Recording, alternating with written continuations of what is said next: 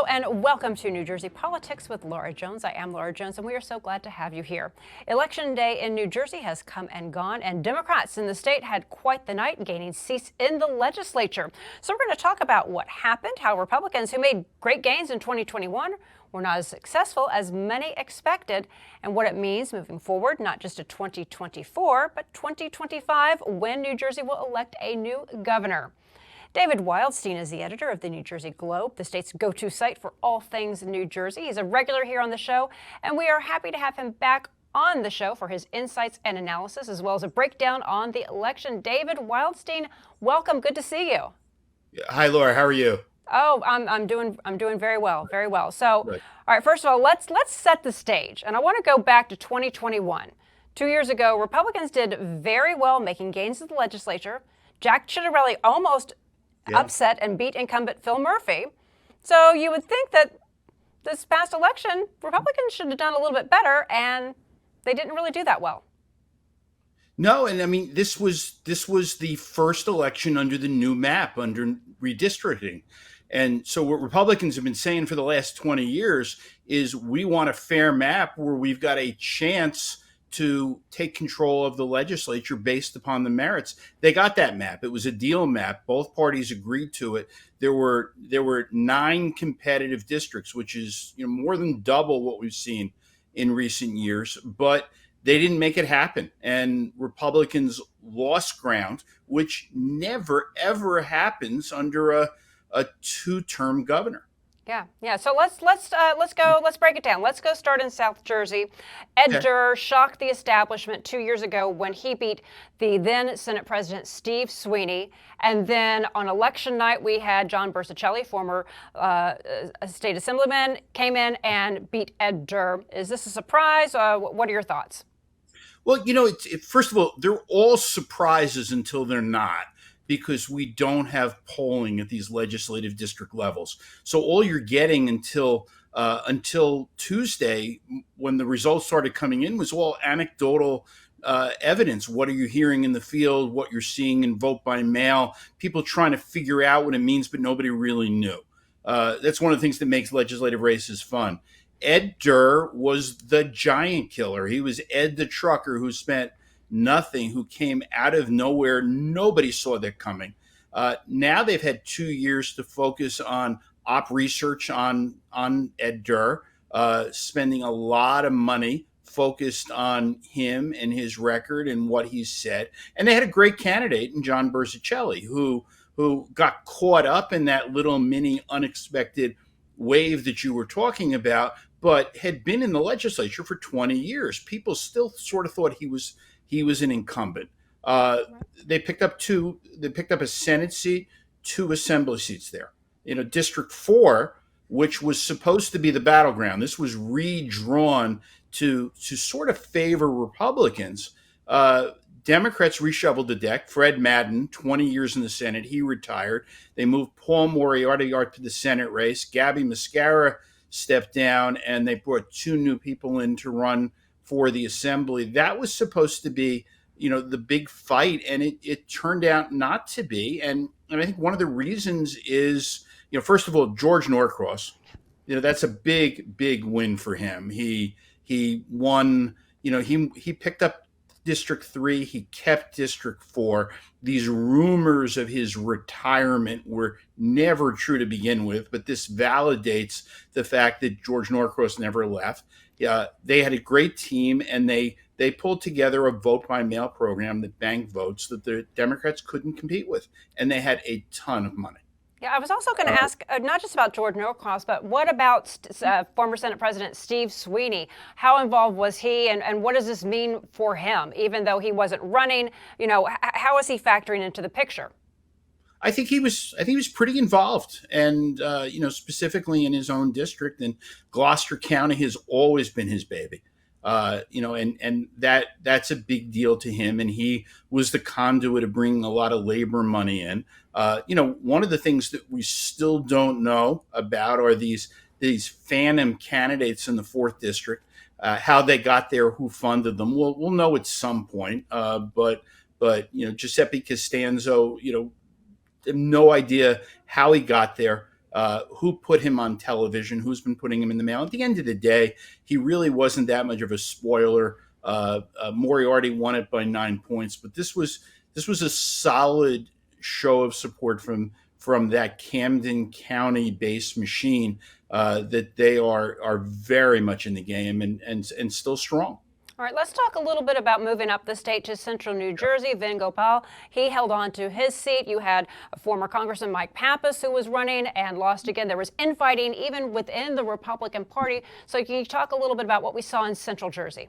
It was. Well, first of all, Gopal, I mean, this wasn't just a win for Vin Gopal in a district that was supposed to be close. This was a blowout. He won by 20 points.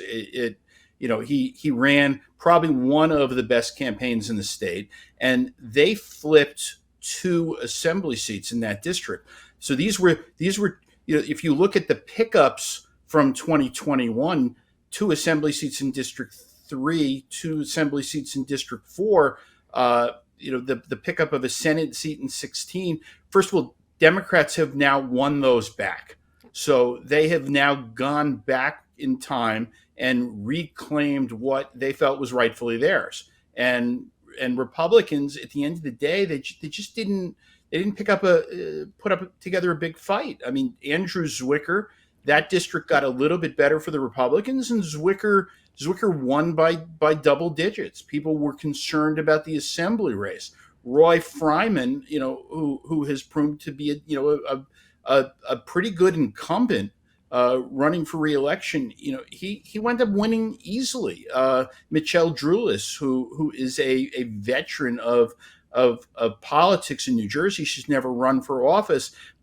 She won, and they won against formidable Republicans. A former congressman, a young councilman who worked really hard, a woman from Princeton that had never been involved in politics before, who had what I thought was one of the best messages of this cycle. She went on television and she said she emigrated to the U.S. from China after Tiananmen Square. Went to college, raised a family, built a business, and I don't know that I'm ever going to forget the line in her TV ad. She said if I wanted communist China to co-parent with me, that's not what I bargained for. I didn't want to co-parent. I didn't want to co-parent with communist China, and I don't want to co-parent with Roy Fryman. It was a powerful line, but at the end of the day, they ran a great campaign for the Democrats in 16. So Central Jersey held, very much to the credit of Kevin McCabe, the Middlesex County Democratic chairman. So, and I bring that up because that's an important part of what we're looking at in politics right now. Is you've got 2 powerful people. You've got George Norcross in the South, and you've got Kevin McCabe in the central part of the state, whose tentacles have reached to the north. So while Norcross has 5 senators and 10 assembly members, McCabe's got 10 senators and 20 assembly members. All right, and can we then looking to the northern part of New Jersey, there were some places where Republicans thought that they could make some gains up in Bergen County. What happened? Yeah, I mean, that was again, a district that looked like it could be close. There was polling that I saw in that district from both sides that said it was going to be close, but at the end of the day, Joe Lagana and his running mates, it wasn't. They won by about 6,000 votes, which is significant. And so what Republicans were unable to do is they couldn't hold Ed Durr and Beth Ann McCarthy Patrick in the 3rd district. They couldn't pick up the 4th district seat that was sort of the table set for them. They couldn't get rid of Gopal and Zwicker and Lagana. So you're talking about a night that, nothing went right. And Laura, the one that baffled me from Tuesday night that will be, this is something that Joey Fox from the New Jersey Globe, worked out the math on this brilliantly back in February and then again in September. You have a Democratic assemblyman from the 30th district, arguably on paper the most Republican district in the state, the reddest district in the state, and they elected a Democrat. and they elected a Democrat by about 8,000 votes. I had never seen a blowout like that in Ocean County before. This is the power of the Orthodox Jewish community in Lakewood, who said, well, we've got Bob Singer, he's a Republican, he's in the Senate, but we don't have anybody in the Democratic caucus to help our community. So they decided to put Rabbi Avi Schnall in, and just you want to talk about souls to the polls. On Sunday, you had like 1,500 voters coming out and voting early, and they just, voters just kept coming and blew the doors off the Republicans. Ned Thompson, who everybody thought had a safe seat, he got shellacked. Yeah. I mean, like you said, on paper, a lot of what the Republicans were talking about, the message was resonating and still resonates with voters, especially when it comes to parental rights. Some of the issues the Democrats were talking about, could have gone either way, right? Necessarily, women who are pro-choice may not, they may want to be more involved in the parental rights issues, right? So it was a little, it could have gone either way. But on paper, the Republicans just should have done better. And again, looking to 2021, Phil Murphy shouldn't have had that great of a night.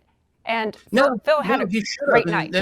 And that's what makes this all fun, right? Is that it's sometimes you look and what should have happened doesn't happen. I'm looking at this race, and we're still we're not that far off of election night, so everybody's still waiting for final numbers and sort of formulating everything. But where I think I am on this is first of all, Republicans had an epic fail in key districts on candidate recruitment. They didn't get top tier candidates running. The second thing is money, and Democrats were blowing the doors off of Republicans on money. Republicans were look at us, we've raised $1 million, and George Norcross is sort of like, haha, I'll get the carpenters to put $2 million into this independent expenditure. Republicans couldn't compete. So the third leg of the stool is messaging. I think the messaging was breaking the Republicans' way from every indication, whether it was parental rights or taking away somebody's gas stove or electric cars. But Democrats had the abortion issue, and there's no doubt that issue played, that people concerned about abortion as a primary issue came out to vote. People concerned about parental rights is their big issue. Those that were angry, they sort of stayed home. And maybe one of the reasons is that if you don't have good candidates and you don't have enough money to sell your campaign, then it doesn't really matter whether the issues are breaking your way or not. It doesn't reach the voters. Right. You've got to get them out to the polls. You got to get them out to the polls. David Wildstein, thank you so much for taking the time to break it all down for us. Always informative and insightful. We appreciate your time. Always fun. Thanks for having me on, Laura.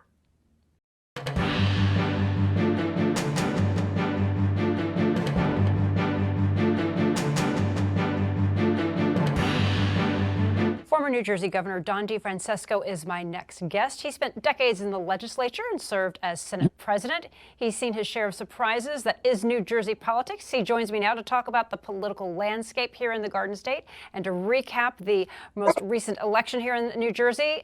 Good to see you, Governor. Thanks for taking the time. Good to see you, Laura. Thank you. Thanks for having me.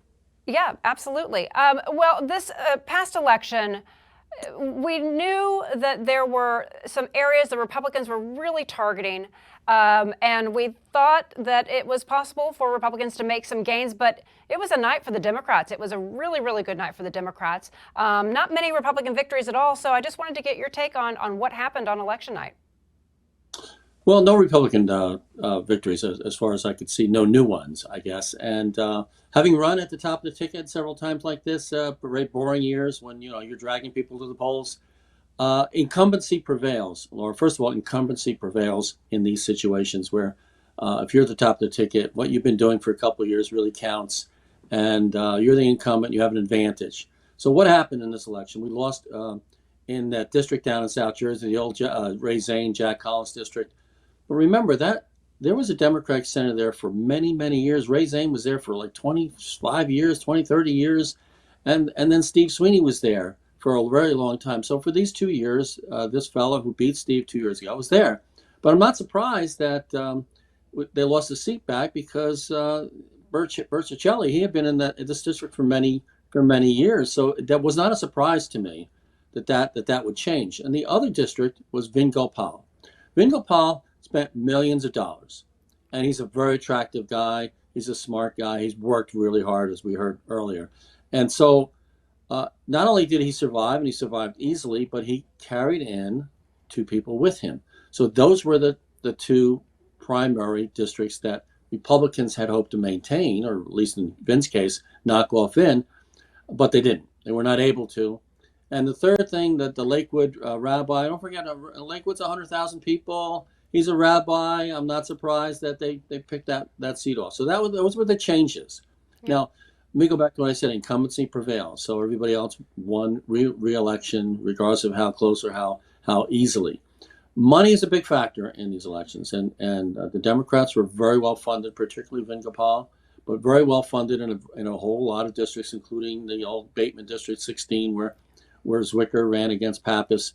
So it's very difficult to win a lot of seats, or to win any seats in this kind of year where it's an off-year election. And then you got to look at the outside influences.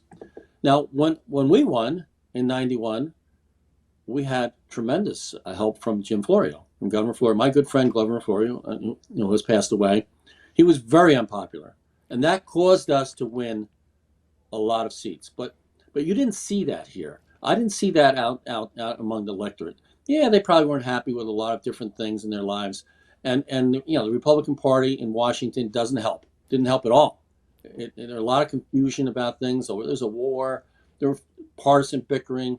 So I think there were a combination of a variety of things that just basically, to me, this was a status quo election, other than Vin Gopal pulling in his two assembly running mates. Right, and it's always a status, and it will continue to be a status in the Senate. It will continue to be incumbency prevails in the next two elections. Right, and turnout really does matter. Even now we have vote by mail, early voting. Turnout matters, right. And when the top of the ticket is the legislature, a lot of people they simply don't show up. Right, it's a boring year in those cases. You're really wondering who's running for president. You're following the Washington scene. You're not thinking about New Jersey politics. So it is very difficult to get people to vote in these years. Right. And in New Jersey, we have so many other headlines that are dominating the news cycles, right? Bob Menendez and that scandal is really dominating the headlines. We have war in Israel. We have, we don't know what's going to happen if Tammy Murphy's going to run for U.S. Senate. And already people are looking to 2025 and that race for governor. So it's hard, especially without a robust New Jersey press corps, to get those messages out there. So let's talk about that. Just, if you're a candidate or just in the Republican Party trying to navigate these times right now, it's hard to get attention, especially if you don't have the money. And the Democrats have a lot more money than the Republicans do. They had a lot more money. It is hard to get your message across. And I don't know that there was a unified message in this election statewide, as opposed to other times when we had some that had that. So, it's a district by district issue. Candidate selection is very important in those situations. You like to find a candidate who maybe was a mayor or a county commissioner. And so picking the right candidates, having the right amount of money, having the right issues on your side is very difficult to put that all together and knock off an incumbent. Yeah. So what happens without now with coattails? Laura, getting back to what you said, without coattails, right? Without a gubernatorial coattail or a presidential coattail or anything like that. There's no coattails in these elections. So incumbents really have an advantage. Yeah. So when it comes to the Republican Party taking a look at what happened, they've got 2 years before a gubernatorial election. Right? We already have Steve Fulop, Democrat mayor of Jersey City. He announced back in the spring that he's running. I've talked to Jack Ciattarelli, who has said he hasn't officially announced, but he's going to throw his hat in the ring. It looks like John Bramnick may. Not sure about Bill Spadea, but there are a lot of Republicans that must be looking right now at running. So what does the Republican Party need to do right now? What do they need to look at? at what can they learn from this election and do as far as getting together a cohesive message and putting out a viable candidate? Well, like you said, there'll be several candidates on both sides for the 25 election. That's not unusual at all. And the message, getting the message, creating a statewide message of, this is who we are in New Jersey. This has nothing to do with Washington or Donald Trump. This is who we are, is very difficult, but that's what they have to do. They have to find the right candidates.